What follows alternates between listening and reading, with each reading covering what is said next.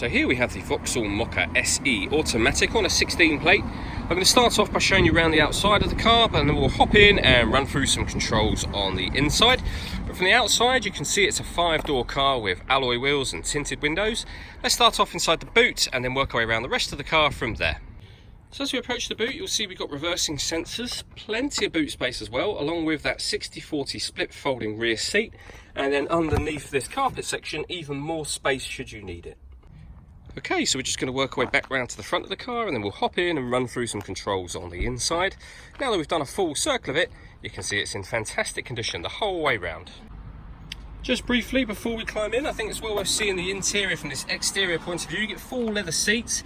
There's plenty to run through on the dashboard, so let's hop in and we'll do that right now.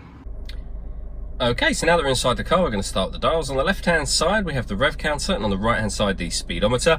In the middle, you can see the total miles of this car, which are 14,709.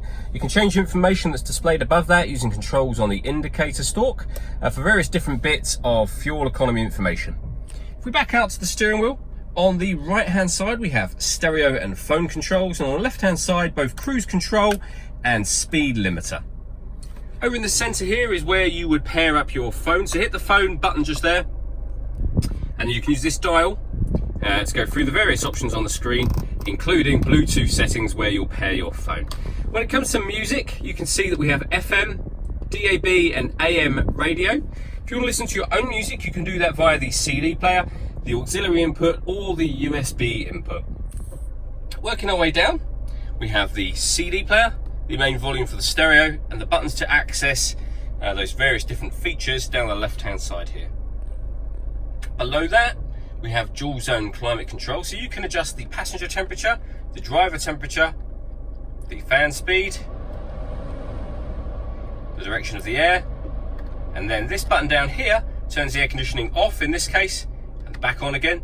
You can recirculate the air that's in the car. That's a great way of heating it up or cooling it down quickly depending on the temperature that you've set on the dials. That's now off, or it's recirculating the air. We've also got heated driver, and on the other side there, passenger seats with 3 different heat settings each. And everything you do down on this screen will be up on the main digital screen as well for an easier view. You can turn off the parking sensors from there.